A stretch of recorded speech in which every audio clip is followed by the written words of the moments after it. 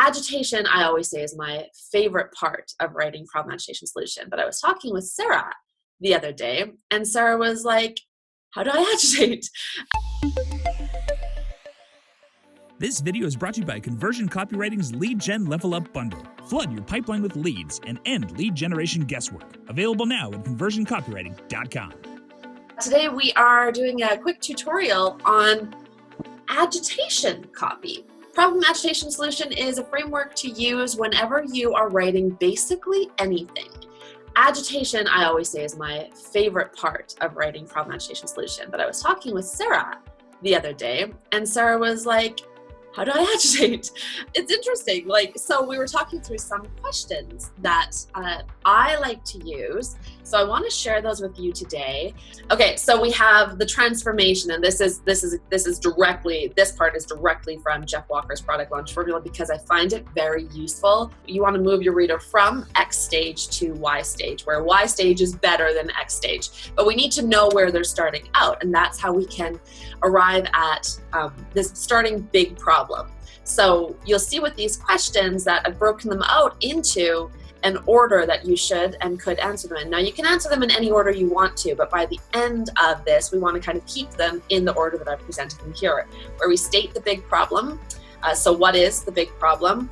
How does that problem manifest recently, or how has it manifested most recently in your prospect's life? So we want to go through and have really specific examples of how that big problem manifested most recently in their life in general, in their work, in the mirror when they're looking at themselves, really just like directly at themselves, in their minds, like the things that they might be worrying about or the anxiety they might be feeling, in their community, and that community could be their workplace, it could be their actual city that they're in, their neighborhood that they're in, however they would identify as community or whatever feels right for you, in their house, and that could be their household, in their family, or in their physical house itself, and in their bank account, of course. And then there are other places. You don't have to fill all of these in. The idea here is just to start throwing ideas down on the page and getting specific as you go, so that when it's time to write your agitation copy, you've got nothing but fodder. You've got what you need to actually put stuff down on the page. So importantly, when you're filling this in, don't hold back. Don't think before you write it down, just write it down. And if you need an example of that, you can see my answers to these questions. These are the actual answers I wrote down when I was filling this interview out for myself to do the scripting for the Copy School sales video. So you can see that I don't even have line breaks. I'm just writing crap down at this point. And honestly, there could be, I don't even know some of the words that might be in, you just go, right? Just write it down. Just don't edit yourself. That's an important part of getting that first draft out. Don't edit yourself. Edit in the awesome later. Editing doesn't happen now. Okay. Why the problem exists for them in the first place. So we've talked about how it's going to manifest. Let's get specific with what it really looks like in their lives.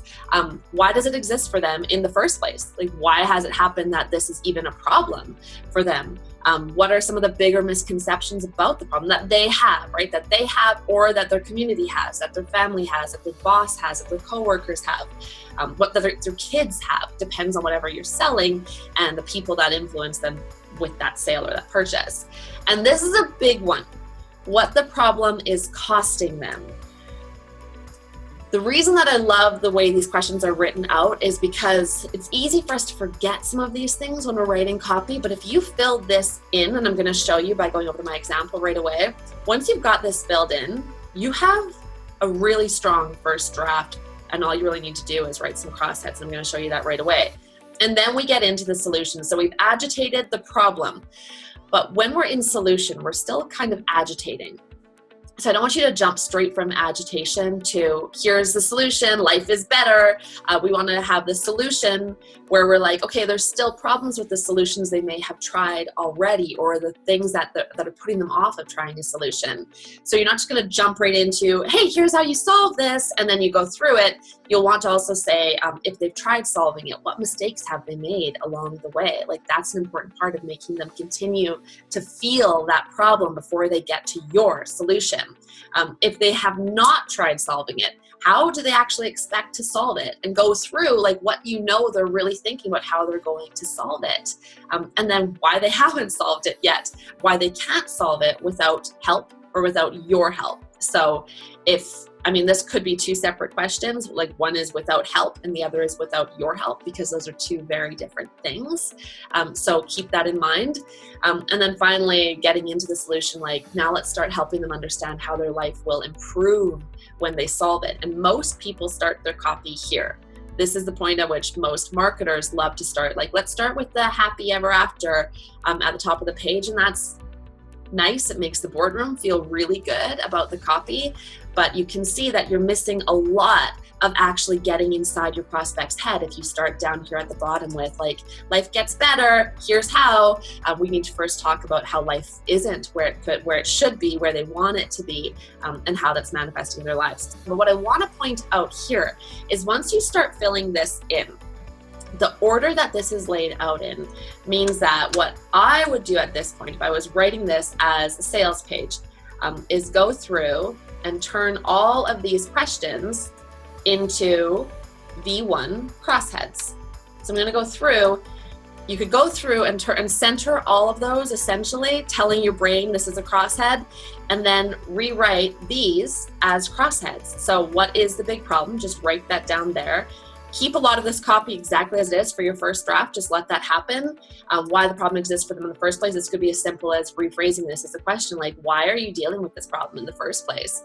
And then you replace all the theys with you. And now you're starting to work with a really strong first draft. So you've learned most of your copywriting skills from blog posts, and everyone else has learned from the same blog posts. You've learned mediocrity. You've learned the stuff the world's best copywriters will share out because it won't threaten their position if they teach you the basics. You haven't learned the best, most secret stuff. Your teams haven't either. That stuff is kept under wraps.